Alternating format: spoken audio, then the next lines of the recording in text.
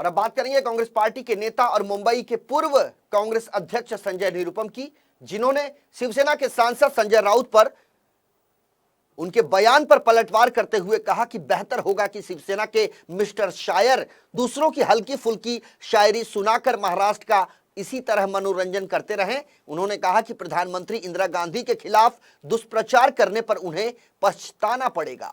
आपको बता दें कि शिवसेना के सांसद संजय राउत ने अपने एक बयान में कहा था कि इंदिरा गांधी कुख्यात अंडरवर्ल्ड डॉन करीम लाला से मिलती थी, जिसको लेकर कांग्रेस नेता संजय निरुपम ने उनकी जमकर आलोचना की और कहा कि उन्होंने जो बयान दिया है उसे तत्काल वापस ले लें। संजय निरुपम ने राउत के उस बयान की भी आलोचना की जिसमें उन्होंने उदयनराजे भोसले से छत्रपति शिवाजी महाराज के वंशज होने का सबूत मांगा था। उन्होंने कहा कि छत्रपति शिवाजी महाराज के नाम पर राजनीतिक दुकान चलाने वाली शिवसेना उनके वंशजों से सबूत मांगती है।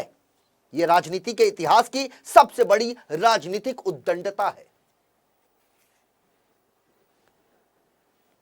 बहुत अच्छी बात है, उन्होंने इंदिरा जी के बारे में जो आपत्तिजनक बयान दिया था उसको वापस ले लिया और भविष्य में आगे बयान जारी करते समय निश्चित तौर पर इस बात का ख्याल रखें कि जब अधिकृत बयान जारी करते हैं तो उसमें अफवाहों की जगह नहीं होनी चाहिए।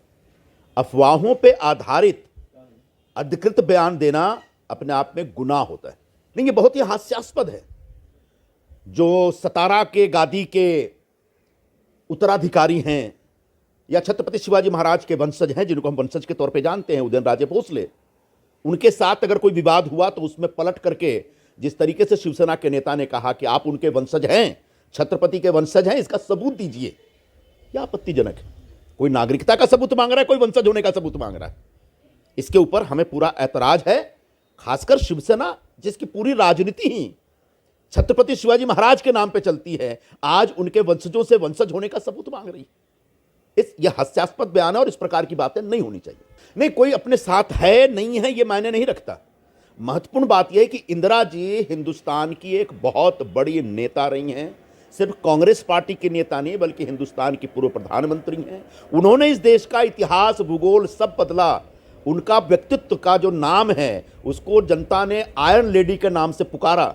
ऐसे कठोर व्यक्ति, कठोर निर्णय लेने वाले व्यक्ति, जिन्होंने ताउम्र आतंकवाद और आतंकवादियों के खिलाफ लड़ाई लड़ी और अपना जान तक गंवाया, शहीद हो गई, ऐसे नेता के बारे में शिवसेना के एक नेता कहते हैं कि जब वो मुंबई आती थी तो छुप के पाय धोनी जाती थी करीम लाला जैसे एक गुंडे से मिलने के लिए। यह इंदिरा जी का अपमान है। इंदिरा जी का एक तरह का कैरेक्टर एसोसिनेशन है।